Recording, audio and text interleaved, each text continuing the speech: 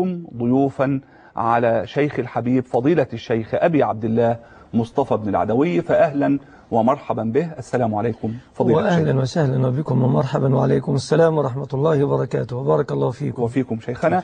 وإخواننا يمكنهم أن يتواصلوا معنا وكالمعتاد عبر أرقام الهواتف وعبر خدمة الرسائل، ومعنا مجموعة من الأسئلة وأبدأها وبحكم الحال.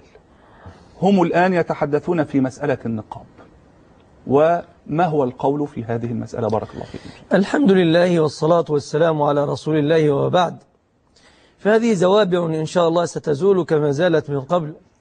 فهي طائفة من أهل الزيغ والانحراف والعياذ بالله تدعو دوما إلى الرذيلة جندها الشيطان لنصرة مذاهبه الباطلة، فيتركون السافرة المتبرجة العارية وينصب جام غضبهم على المحتشمة التي آتاها الله حياء فسطرت وجوهها عن أعين الناس، فتقوم قائمتهم وتقعد من أجل حرب النقاب، تلك الفضيلة التي يجب علينا جميعا أن نتعاون لحراستها وأن ندفع في وجوه الطاعنين فيها.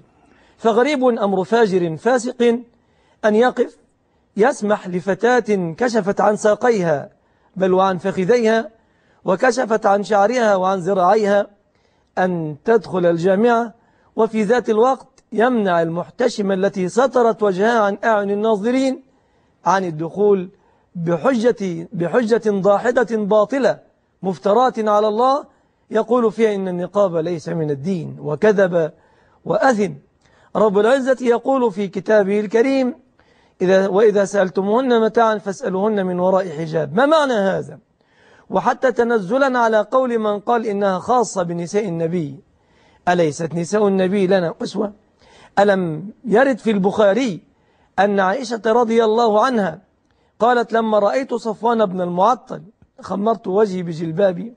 ألم يرد عن أسماء بنت أبي بكر أنها قالت وهي ليست من أزواج النبي: كنا إذا حازينا الركبان أسدلت إحدانا جلبابها على وجهها، فإذا جاوزنا الركبان كشفت إحدانا جلبابها عن وجهها؟ ألم يقل النبي صلى الله عليه وسلم: المرأة عورة؟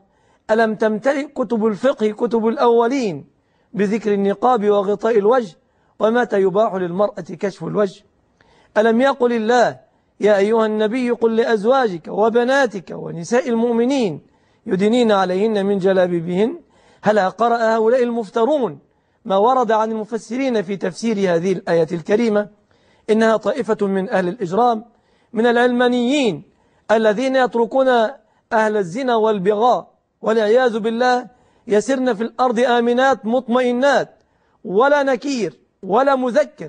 تمشي البنت تلبس ملابس الرجال الضيقة في غاية الضيق والعارية في غاية العري، رأسها مكشوف حسرت عن ذراعيها، وهذه تدخل الجامعات آمنة مطمئنة، وتقطن المدن الجامعية آمنة مطمئنة.